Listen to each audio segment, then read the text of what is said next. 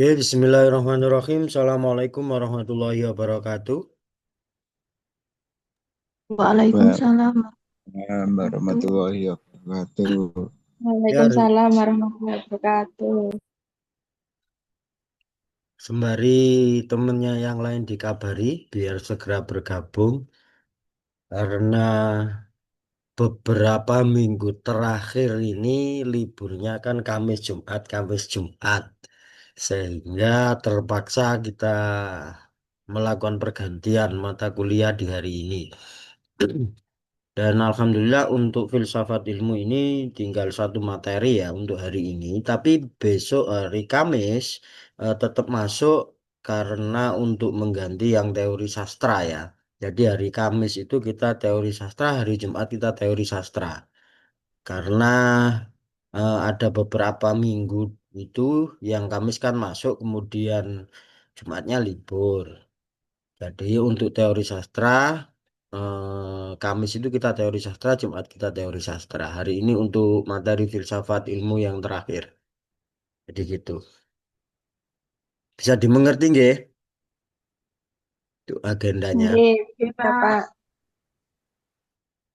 Saya share screen dulu. Nanti kalau sudah muncul, tolong bilang ya.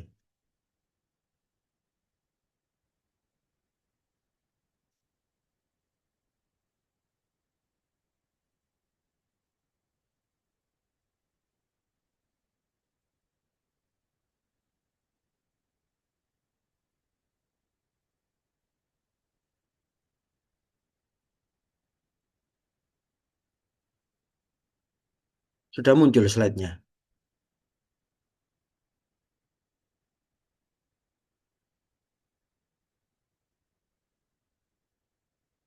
Sudah muncul share screen-nya. Sudah Pak. Oke. Sudah Pak. Ye. Oke, hari ini kita akan membahas tentang filsafat lingkungan dan kritik sastra lingkungan. Nah, dan bagaimana cara berpikir filsafat ketika kita melihat fenomena saat ini, ya, dari pola induktif hingga deduktif, khususnya ini tentang sikap manusia terhadap lingkungan. Jadi seperti itu ya. Untuk target pembelajaran hari ini, sehingga kita bisa mengerangkai sikap kita terhadap lingkungan di mana kita berpijak, kita hidup, kita beraktivitas. Itu kan kita berpijak di bumi ya dengan naungan langit. Nah, tetapi kita jarang sekali memikirkan kondisi bumi dan kondisi langit kita, kondisi lingkungan kita secara menyeluruh seperti itu. Dan untuk di filsafat ilmu ini ya pada ekologi sastra atau dalam pandangan filsafat ilmu, krisis lingkungan ini sebagai persoalan filsafat dan persoalan ilmu sebenarnya. Kenapa seperti itu? Ya karena seharusnya ini ilmu yang kita dapat itu bisa bermanfaat ya. Pertama untuk kita ini untuk manusia dan yang kedua untuk alam ya. Nah, tetapi fenomena saat ini ilmu kita hanya untuk kita ya. Jadi hanya untuk manusia. Jarang sekali bahkan sulit ditemukan ilmu yang sampai berkembang ke alam, ke lingkungan, menjaga lingkungan. Nah, itu sangat-sangat jarang ya. Alam tidak diposisikan sebagai subjek, tetapi alam diposisikan sebagai objek. Ya, bahkan objeknya ini dilakukan secara berlebihan atau dieksploitasi. Ya, ini kerap kali kita lakukan baik secara sadar maupun secara tidak sadar. Konsep yang paling sederhana yang kita lakukan telah mencemari alam adalah limbah dari aktivitas kita. Ya, ini kadang kita bisa mencegah seharusnya, tetapi kita tidak mencegah. Kadang kita memang tidak bisa, ya. karena memang ini sudah tuntutan zaman. Maksudnya yang tidak bisa kita cegah saat ini salah satunya adalah kendaraan. Walaupun sekarang sudah ada solusi teknologi kendaraan ramah lingkungan. Ya, kalau yang masih konvensional ini kendaraan yang hybrid. Ya, hybrid ini berarti antara ramah lingkungan dengan pakai yang masih biogas, bensin, premium, solar dan lain sebagainya, pertalit, pertamak kayak gitu ya. Nah, ini kan kurang ramah lingkungan. Ada polusi yang menyebabkan lingkungan kita ini tercemar. Tetapi kendaraan-kendaraan mode baru itu sudah banyak yang hybrid. Ya, baik Suzuki, Honda, ya. Kemudian Toyota semua sudah mengeluarkan hybrid dan baru-baru ini sudah ada kendaraan listrik yang lebih ramah lingkungan. Nah, kalau kendaraannya ini ramah lingkungan tetapi baterainya baterai litium yang ada di kendaraan itu proses pembuatannya sangat-sangat mencemari lingkungan. Nah, ini kan sebuah anomali. Kendaraannya memang ramah lingkungan tetapi proses pembuatan baterainya itu sudah berjalan di Sulawesi gitu ya. Dan kebetulan saya ada rekan yang bekerja atau dekat di pabrik itu. Baunya sangat-sangat tidak ramah lingkungan. Tetapi kenapa orang-orang masih bekerja di sana gajinya berkali-kali lipat. Ya. Jadi pada titik ini ya ini terjadi krisis lingkungan, tetapi kondisi kita tidak bisa melawan hal itu karena sudah desakan zaman, desakan kebutuhan. Nah, ini adalah konsep yang harus kita pahami bagaimana sebisa mungkin ya sebisa mungkin kita mengupayakan diri kita untuk bisa menjaga lingkungan. Jadi sebisa mungkin kita menuju ke arah sana ya walaupun sulit ya walaupun sulit. Nah, kalau dari kacamata sastranya, bagaimana sastra ini bisa menjadi medium kritik, ya, terhadap kerusakan-kerusakan lingkungan itu. Lah, kalau di dalam sastra yang mengkritik tentang lingkungan ada disiplin ilmu sendiri, yakni ekologi sastra atau kerap kali disebut ekokritik, ya. Ekologi sastra, jadi ekologi, gabungan ilmu ekologi, ilmu lingkungan digabung dengan sastra jadinya ekologi sastra. Seperti itu. Nah, itu kalau di sastra, sedangkan kalau di filsafat, ilmu, ya ini bagaimana ilmu kita ini bisa menjaga lingkungan. Apapun disiplin ilmunya, ya, itu pasti mengarah ke sana. Makanya program-program di sekolah ada program yang namanya program Adiwiyata. Betul begitu ya, Mbak Vita ya? Masih ada ya di sekolah ya? Nggih, Kak. Nah, Nggih. Alhamdulillah masih ada walaupun pelaksanaannya itu kan dikatakan giat itu juga sulit ya, tapi apa adanya yang penting berjalan gitu kan. Tidak semua aspek di sekolah itu bisa menjalankan program Adiwiyata. Kalau ada program atau ada penghargaan aja baru giat serentak ditata sekolahnya yang bagus ya kan gitu. Biasanya gitu biasanya. Apakah masih seperti itu Mbak kita? Kalau di sekolah saya itu tidak mengikuti, Pak. Untuk sekarang itu yang fokus itu banyak yang di negeri-negeri, sekolah negeri. Karena Hmm. kan kadang dari segi biaya, terus sarana prasarananya juga kurang gitu. Hmm, hmm, hmm. Jadi mboten mengikuti untuk sekolah saya kali ini. Nggih, nggih, nggih. Ya, jadi di situ ada yang ingin bergerak tetapi terkendala biaya dan lain sebagainya gitu Nggih. ya. Tetapi nanti kalau Mbak Vita sudah menjadi guru, ajari murid-muridnya untuk merawat kebun di depan sekolah. Nah, itu salah satu program Oh, untuk itu sudah setiap hari, Pak. Alhamdulillah Kalau untuk setiap hari. mencintai lingkungan dan alam. Ya, bagus. Ini salah satu sumbangsi kita, walaupun nggak besar tapi memberi sedikit efek. Ya. Jadi kalau bisa ini semuanya punya tanaman-tanaman di rumahnya, entah itu bunga, entah itu apa, ini bersumbangsi karbon, ya, membunuh emisi karbon. Karena kita kan nggak bisa menolak yang namanya motor dan mobil di kehidupan kita. Nah, ayolah kita menanam di rumah kita. Kalau kita punya motor satu, kita punya tanaman satu.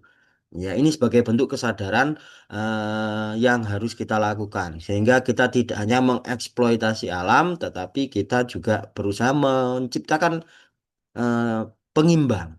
Ya, kalau kita punya motor satu, kita tanam satu. Kalau di rumah itu ada motor 5 dan satu mobil, ya berarti kita tanam tiga. Kalau mobil itu kita anggaplah dua atau tiga, sehingga itu minimal ada 5 tanaman atau 6 tanaman di rumah kita untuk mengimbangi apa yang kita lakukan yang telah mencemari lingkungan.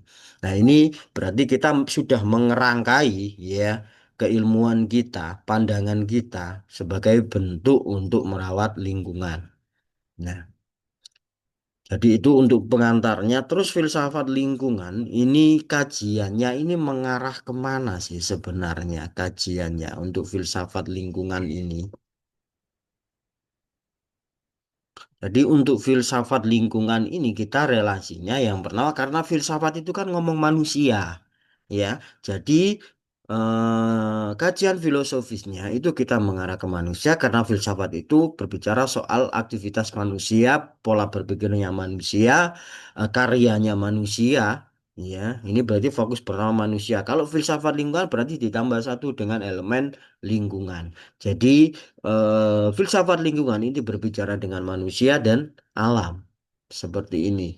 Nah, kalau dalam ilmu alamnya itu ada dalam konsep dan diterapkan secara baik, dibicarakan oleh baik oleh Bill Morrison dalam permaculture, ya, atau dalam bahasa Indonesianya permakultur, ya. Perma itu dari kata permanen, kultur itu dari kata budaya ya, atau eh, sehingga budaya yang permanen. Maksudnya budaya yang permanen itu bagaimana? Ya, budaya yang permanen itu adalah sesuatu yang tidak habis. Ya, selama itu memang tidak dihabiskan oleh manusianya. Itu contohnya kita melihat ekosistem di hutan. Nah, ekosistem di hutan ini disebut sebagai permanen kultur, ya, jadi permakultur, di mana hutan itu nggak ada yang mengairi, nggak ada yang memupuk, tetapi tumbuhan di sana tumbuh dengan baik, ekosistem di sana berjalan dengan baik. Semua binatang ada di sana, dari mulai binatang terkecil, mikroba, sampai binatang-binatang buas. Ya, saat ini hutan-hutan sudah tidak ada binatang buas. Kenapa? Karena ada manusianya. Sudah mulai manusia masuk ke hutan. Ya, awalnya hanya untuk bercocok tanam, kemudian sampai akhirnya penebangan dan pembalakan liar. Ya, seperti sehingga ekosistem itu kalau ada manusia, binatang itu menyingkir perlahan. Ya, kalau sudah menyingkir berarti ekosistem ini sudah tidak seimbang. Nah, sampai akhirnya ada banyak berita bahwa hutan itu gundul. Betul ya, seperti itu ya, sampai akhirnya ada bencana. Nah, bencana dalam filsafat lingkungan itu bisa dianggap sebagai sesuatu dekomposisi, pembaharuan. Ya, sebenarnya kalau dari filsafat ilmu seperti itu. Katakanlah seperti bencana di Sumatera kemarin. Kalau dari kacamata filsafat ilmu ini adalah pembaruan, lingkungan ini sedang rusak dan alam berusaha memperbaikinya dengan kandungan fosfor-fosfor dari lumpur-lumpur itu, ya. Banjir itu kan membawa lumpur. Dari lumpur-lumpur itu memperbaiki kondisi tanah yang sudah mulai mati, sudah mulai tercemar. Jadi diperbaharui agar nanti manusianya bisa hidup kembali. Ini dalam konsep filsafatnya, keilmuannya seperti itu. Tetapi dalam kacamata manusia ini kan dianggap sebagai bencana. Padahal dalam kacamata keilmuan lingkungan ini sebagai pembaharuan sistem karena sistem sudah rusak. Kalau kita manusia ya, kita punya sistem, katakanlah di sekolah, di kampus, kalau rusak kan diganti. Betul apa tidak? Nah, lingkungan juga seperti itu sebenarnya, sehingga kok sebenarnya tidak ada yang namanya bencana sebenarnya. Kalau dilihat dari kacamata lingkungan, ini adalah pembaharuan sistem. Ya, sehingga ketika kita berbicara soal filsafat lingkungan, maka kita ini harus memiliki etika dan terus menjalankan sistematika yang berkelanjutan. Ya, makanya dalam konsep permakultur, ya, itu ada 3 konsep besar ya. Kalau di dalam permakultur, apa konsep pertamanya itu adalah manusia, Kemudian konsep kedua ini adalah lingkungan dan konsep ketiga ini adil berbagi antara lingkungan dan alam. Jadi orang yang menjalankan konsep permakultur itu ketika mengambil sesuatu dari alam itu dikembalikan lagi atau mengambil secukupnya. Seperti itu. Sekarang saya contohkan yang natural ya, yang dicontohkan oleh alam. Ular ya, itu memakan tikus, apakah semua tikus dihabiskan? Kan tidak. Dia hanya kebutuhannya hanya untuk makan saja. Setelah dia kenyang ya sudah, dia sudah tidak makan. Tikus juga seperti itu. Tikus memakan tumbuh-tumbuhan, padi, apa dan lain sebagainya, makanannya manusia, itu dia tidak dimakan semuanya, tetapi secukupnya. Ya, kalau ekosistem tikus ini banyak, maka dia memakan terus-menerus setiap hari sampai akhirnya makanan manusianya termakan banyak. Nah, ini kan seperti itu. Nah, kalau dalam konsep permakultur, tikus itu bukan disebut sebagai hama, tetapi sebagai rantai dari ekosistem. Nah, kalau tikus ini sampai memakan tumbuhan atau tanamannya manusia, berarti ada ekosistem yang rusak. Ada makanannya tikus yang tidak ada. Nah, dari konsep permakultur maka diciptakanlah makanan tikus, bukan meracuni tikus. Ya, tapi menciptakan makanan tikus sehingga makanan ini nanti terjamin rantainya sehingga tidak sampai memakan makanannya manusia. Nah, tetapi saat ini kondisi pertanian kita, petani kita ini kan sudah dikotomi atau sudah dihegemoni oleh industri pupuk. Ya, kalau ada hama maka pakailah insektisida. Ya, kemudian pakailah pestisida untuk membunuh. Ya, padahal konsep dari lingkungan itu tidak ada yang konsepnya membunuh. Ini satu rangkai. Ya, jadi itu. Ini yang disebut sistem berkelanjutan. Ya, ini adalah konsep dari lingkungan itu sendiri. Nah, slide-nya sudah berubah ke isu lingkungan, isu filsafat lingkungan sudah. Sudah, Pak. Sudah, Oke. Pak. Nah, jadi isu filsafat lingkungan kita saat ini ya, ini yang terbesar tadi eksploitasi alam. Antroposentrisme. Apa sih kalau eksploitasi alam paham ya? Jadi kita mengambil sebanyak-banyaknya dari alam itu eksploitasi alam. Kemudian yang kedua antroposentrisme. Antroposentrisme ini ya pusatnya pada manusia bukan pada alamnya. Jadi tidak ada keseimbangan. Jadi antroposentrisme ini menjadi isu filsafat saat ini, di mana manusia ini menjadi pusat. Jadi semua tergantung dengan manusia. Ya, ketika seseorang menanam kopi, maka semuanya ditanami kopi. Ya, monokultur. Ya, tidak kalau kuncinya alam yang berkelanjutan kan sebuah lahan itu tidak boleh satu tanaman, tetapi ada kopi, nanti setelah kopi ada pepaya, setelah ada pepaya ada singkong dan lain sebagainya. Ini konsep berkelanjutan. Nah, tetapi kalau antroposentrisme, maka pemikirannya manusia saat ini kan berpikir industri. Ya, saya mau menanam kopi 1 hektar akan ditanam kopi semuanya. Nah, sedangkan sebuah tanam, sebuah lingkungan itu membutuhkan aneka ragam tanaman. Ya, tidak bisa hanya satu tanaman. Itu konsep dari lingkungan. Nah, sedangkan saat ini konsep yang berjalan itu antroposentrisme. Fokusnya pada manusia. Manusia ini sifatnya ingin menjalankan industri. Industri kenapa dijalankan? Karena akan menghasilkan untung yang banyak. Jadi tidak menjaga keberlanjutan. Ya. Nah, sampai pada titik tertentu nanti tanah-tanah yang ditanami monokultur itu akan menurun ya tingkat asam dan basanya ya. Kalau tanah asam dan basanya ini tidak seimbang ya, kalau terlalu kadar basanya terlalu tinggi itu akan cepat membunuh. Ya, kalau asamnya terlalu tinggi itu juga tidak akan bisa tumbuh di sana. Jadi seperti itu. Jadi harus asam dan basa ini harus seimbang kondisi tanah. Nah, sampai akhirnya nanti apa yang terjadi kalau sering dieksploitasi, kemudian manusia ini selalu menjadi pusat dan ingin menjalankan semuanya, akhirnya terjadilah yang namanya krisis ekologis, krisis lingkungan. Ya, kalau sudah krisis lingkungan, ya banyak yang merasakan manusianya lagi. Ya, beberapa waktu yang lalu saat akhir-akhir sebelum musim penghujan, Mojokerto diindikasi sebagai kota terpanas di dunia. Kan mengerikan ya. Nah, ini yang terjadi karena krisis ekologi. Nah, kalau mengarah ke kritik sastra lingkungan, ya nanti kita kalau sastra itu akan berbasis ekologi di sini pendekatan kajian sastra berbasis ekologi. Jadi kajian sastranya yang dibicarakan kalau ke sastra itu yang berbicara tentang alam. Ya, kalau lagu tahu lagunya Ebit GAD, ya yang bertanya pada rumput yang bergoyang dan lain sebagainya sampai bencana itu kan begitu. BGAD itu ngomong soal alam ya di situ.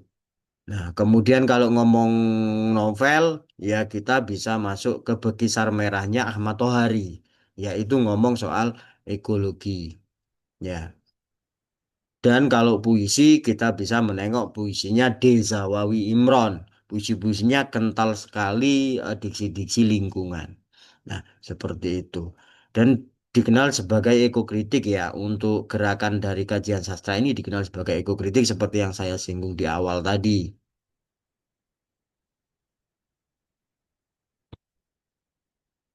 Dan fokus ekokritiknya apa sih? Jadi yang dibahas ketika melakukan kajian sastra lingkungan atau ekokritik ya atau ekologi sastra itu apa sih yang dibicarakan? Yang dibahas itu apa? Satu representasi alam, bagaimana alam itu digambarkan. Seperti puisinya Zawawi Imron, bagaimana tumbuhan itu bisa sehat gitu ya gambaran bereproduksi tanaman itu digambarkan seperti itu kalau tereli daun jatuh tidak menyalakan angin seperti itu kan ada diksi-diksi lingkungan ya bahwa daun jatuh itu bukan salahnya angin ya kalau versinya tereli ya tetapi memang angin itu membantu untuk daun itu jatuh. Ya, kalau daunnya masih kuat, masih hijau, walaupun tertiup angin, ya, sangat kencang, ya, ini tidak akan jatuh daunnya. Tapi kalau yang jatuh ini kan daun yang sudah kering, ya, proses untuk sistem berkelanjutan, jatuh ke tanah, kemudian tanah itu akan mendekomposisi daun. Daun ini menghancur unsur nutrisi, nutrisi itu akan masuk ke tanah. Ya, setelah masuk ke tanah akan diserap akar, gitu ya. Dan kembali lagi ke batang, batang lagi ke daun. Seperti itu. Ini untuk yang satu pohon saja. Tetapi setelah nutrisi ini masuk ke tanah, itu kan tidak langsung diserap oleh akar, tetapi dikembangkan oleh mikroba-mikroba yang menjadi pembenah tanah. Nah, konsepnya kan begitu. Jadi daun ini tidak memberi makan akar, tetapi daun ini memberi makan mikroba. Mikroba ini yang akan menciptakan sistem tanah menjadi subur. Nah, kalau tanah menjadi subur, dia bisa mengolah air, bisa mengolah fosfor, bisa mengolah kalium, sehingga akar ketika naik itu diserap oleh akar, dia akan menghidupi batang, menghidupi daun. Kalau dia memang jenis tanaman atau pohon berbuah, dia akan menghasilkan batang buah, menghasilkan bunga, ya seperti itu dan terus. Alam itu berkelanjutan, ya. Itu yang akan digambarkan atau dibicarakan di dalam kesusastraan. Ya, bagaimana sih sastra itu menggambarkan alam? Nah, seperti itulah. Kemudian yang kedua yang dibicarakan fokusnya adalah ideologi lingkungan. Bagaimana sih gagasan-gagasan lingkungan itu ada di dalam karya sastra. Dan yang ketiga, kritik eksploitasi. Kadang para sastrawan itu mengkritik melalui karyanya. Dan tugas ekokritik adalah menjabarkan kritikan-kritikan itu. Fungsi kritik, ya, kritik sastra itu kan sebagai jembatan antara pengarang dengan pembaca awam. Ya, kritik atau kajian sastra itu akan memberi jembatan, ya, memberi penjelasan. Jadi kadang orang itu kan tidak paham apa sih maksud dari karya sastra di baliknya. Kadang orang itu kan hanya menikmati keindahan bahasanya saja, alurnya tanpa pemaknaan yang mendalam. Ketika ada orang ingin tahu pemaknaan yang mendalam tanpa harus membuat kritik, mereka akan membaca penafsiran atau kritik yang dilakukan oleh kritikus sastra, termasuk oleh kita sebagai akademisi. Seperti itu. Dan ketika kita berbicara tentang teori kebenaran, nah, kebenaran ini kan relatif. Ya, karena sebenarnya yang bicara benar atau salah itu mutlak adalah Tuhan. Nah, tetapi kita manusia itu punya konsep yang namanya kebenaran. Cara menentukan kebenaran melalui pengetahuan itu seperti apa? Digunakan dalam ilmu dan sastra, sehingga disiplin ilmu dan sastra ini memiliki konsep kebenaran. Maksudnya ketika dibawa ke konsep ilmu dan sastra, ya, misalnya puisi itu disebut puisi itu bagaimana? Cerpen disebut cerpen itu bagaimana? Drama disebut drama itu bagaimana? Lah ini ada teori kebenarannya bahwa puisi itu ada judul dan kemudian ada bait dan bait itu terdiri dari baris kan gitu. Ini teori kebenaran tentang puisi. Nah, sampai akhirnya dulu rame ketika Sitor Situmorang menulis puisi yang hanya satu baris, bukan satu bait. Lah ini menyelenceng dari konsep kebenaran puisi. Ya rame di jagat sastra Indonesia karena Sitor Situmorang menulis Malam Lebaran judulnya, kemudian isinya Bulan di atas kuburan. Ya, judulnya dua kata, isinya dua kata. Lah ini dalam konsep kebenaran puisi ini tidak benar. Ya orang-orang rame pada akhirnya. Ya, ini bukan puisi. Ya, sampai akhirnya dijawab, puisi itu apa sih? Ketika seseorang mengatakan ini puisi yang menulis, ya, saya menyebut ini puisi, maka itu sebagai puisi. Ya, tetapi tidak serta-merta seperti itu. Ini harus butuh legitimasi. Orang yang mengatakan seperti itu berarti sebelumnya sudah menulis banyak puisi. Nah, akhirnya Sitor Situmorang itu bisa menjelaskan gini loh. Malam Lebaran disebut malam Lebaran sebelum menentukan malam Lebaran itu sebenarnya kita menunggu kapan sih? Ketika malam Lebaran menunggu apa? Menunggu pengumuman pemerintah gitu ya.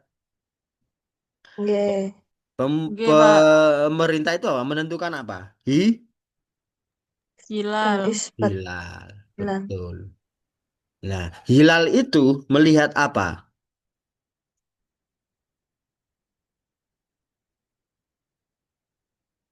Berdasarkan apa hilal? Berdasarkan Oh, rembulan. Rembulan, Mbak. rembulan.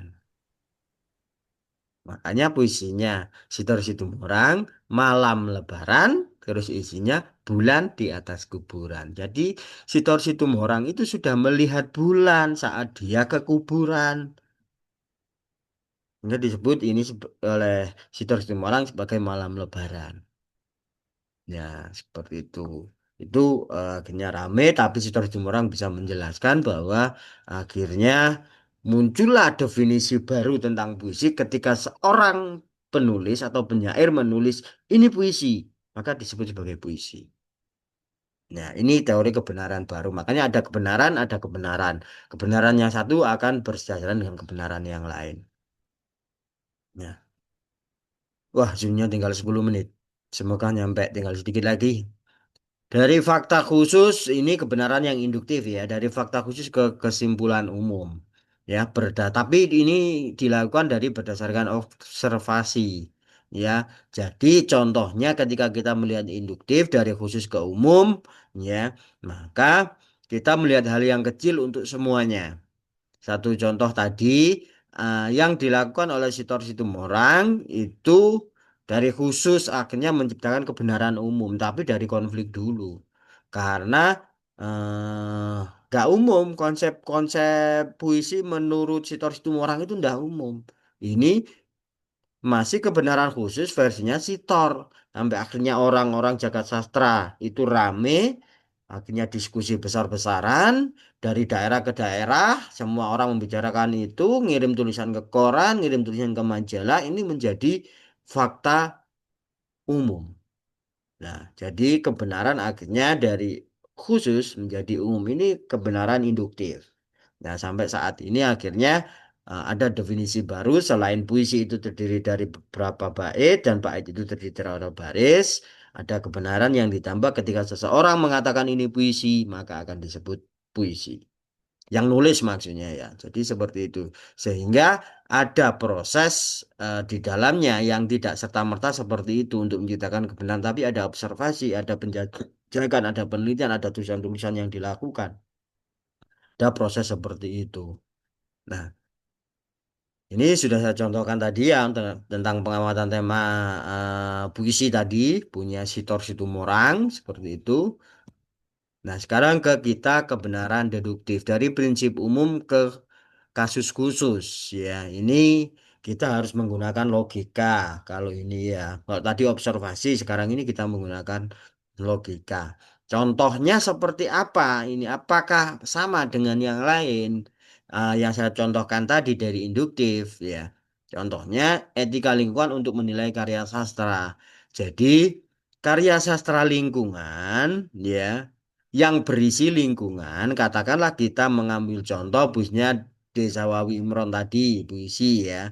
Jadi ketika kita membahas lingkungan di dalam puisinya Desawawi Imron, kita tidak serta-merta berangkat dari referensi kesusastraan saja. Tidak boleh. Jadi kita sebelum melakukan kritik, kita harus tahu etika lingkungan. Kita harus tahu mazhab-mazhab di dalam lingkungan itu seperti apa. Sebelum saya menjelaskan tentang sastra lingkungan, alhamdulillahnya saya sudah praktik bahkan menjalankan.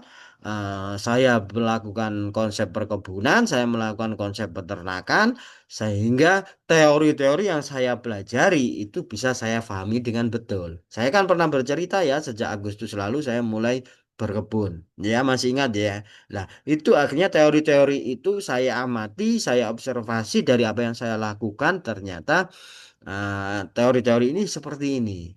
Sampai akhirnya teori yang terbaru yang saya temukan sekarang bahwa berkebun itu bisa tidak pakai menyiram dan memupuk. Loh, apa benar?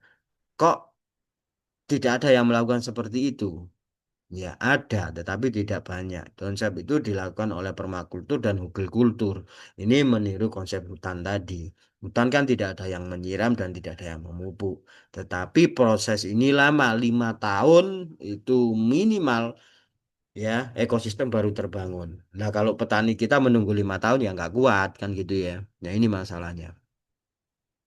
Seperti itu. Jadi sebelum melakukan kritik tentang lingkungan, kita harus tahu informasi atau referensi tentang lingkungan. Nah, integrasi ketika dihubungkan antara filsafat, sastra, dan lingkungan sebenarnya satu naungan, satu keterhubungan. Mengapa? Karena ketika kita berbicara filsafat, kita berbicara manusia, sastra itu juga ngomong soal manusia, dan lingkungan ini ada manusia di dalamnya. Jadi saling terkait. Jadi kita melakukan integrasi ini bukan berarti kita melenceng. Loh Pak, kok kenapa sastra tiba-tiba ngomong lingkungan? Loh Pak, filsafat kok tiba-tiba ngomong lingkungan? Tidak seperti itu. Tetapi di dalam filsafat itu ada manusia dan manusia ini berbijaknya di bumi dan beratapkan langit. Ya, ini yang namanya lingkungan di sastra sama juga seperti itu sehingga konsep ini terintegrasi, saling terkait. Nah, pada titik ini ada yang ditanyakan? Silakan bila ingin menyampaikan sesuatu terlebih dahulu. Ada? Saya Pak. Nggih, silakan. Siapa ini Mbak Feby ya? Nggih. Ya, silakan Mbak. Jadi sebenarnya menurut sudut pandang saya, Pak, Nggih. krisis ekologi ini sebenarnya tuh pada dasarnya tuh krisis spiritual dan moralitas seseorang gitu, toh, Pak. Nah, itu bisa jadi juga seperti itu, tetapi tidak bisa juga dikatakan begitu. Jadi lupa Nggih, jawabannya kok ribet begitu? Iya, karena orang yang religius itu belum tentu dia juga sadar tentang lingkungan. Contohnya baik, Pak. banyak. Ya, kalau ngomong yang orang yang spiritualnya bagus, pondok-pondok pesantren gitu kan ya. Apakah di pondok pesantren Nggih, itu banyak yang memperhatikan ekologis? Tidak. Apakah tidak, semua pesantren tidak memperhatikan itu? Tidak juga. Ada pesantren yang sangat ekologis. Santrinya diajari berkebun, santrinya diajari menanam di sawah, santrinya diajari untuk beternak, ada sampai saat ini ada pesantrennya seperti itu di Mojokerto. Tapi itu satu dari banyaknya pesantren. Bayangkan di pesantren di Mojokerto ini bahkan mungkin ratusan ya, dari yang kecil sampai Nggih. yang besar. Itu hanya saya menemukan sependek pencarian saya, hanya satu yang menerapkan itu dan kemarin saya observasi program itu gagal, tidak berjalan, tinggal sedikit-sedikit saja. Nggih, nggih, Tahu Pak. di mana? Itu di arah Terawat, di arah Pacet itu loh. Kalian pernah ke Oh, Pacet? Amanatul Ummah ya, Pak? Bukan. Bukan. Yang sebelum Polres Pacet itu loh, Tanjakan. Kalau kalian biasa nongkrong-nongkrong di penjual-penjual pinggir jalan, Kurang tahu saya, Pak. nah itu kan ada pondok ya. Kalau kalian naik, Nggih, setelah naik itu tuk di Pacetnya. Nah itu ada pondok kanan nggih, jalan. Riyadul Jannah namanya. Riyadul Jannah ini pondok dulu ini di konsep pondok ekologis. Kalau nggih, kalian naiknya dari arah Gondang itu akan kelihatan ya bahwa pondok itu belakangnya adalah sawah hamparan. Karena konsepnya yang merawat itu adalah santri-santrinya. Kalau untuk yang dari kacamata moralitasnya, Pak, gimana, Pak? Apa Nah, krisis ini tuh hanya sekedar kesalahan teknis atau ada unsur dari moralitas seseorang gitu loh, Pak? Karena kan menyangkut kesadaran gitu, menurut mm-mm. saya. Ya, jadi ketika kita ngomong moralitas, ngomong kesadaran, ya sama sebenarnya Mbak Bebi, beririsan ya. Jadi orang yang moralitasnya bagus belum tentu dia juga sadar lingkungan. Jadi ini irisan yang berbeda. Ya, irisan yang berbeda. Baru pada Nggih, titik tertentu ketika seseorang berkesadaran lingkungan. Nah, ini loh. Jadi nggih. tidak cukup sadar saja, tapi berkesadaran lingkungan. Jadi sadar tentang lingkungan. Saya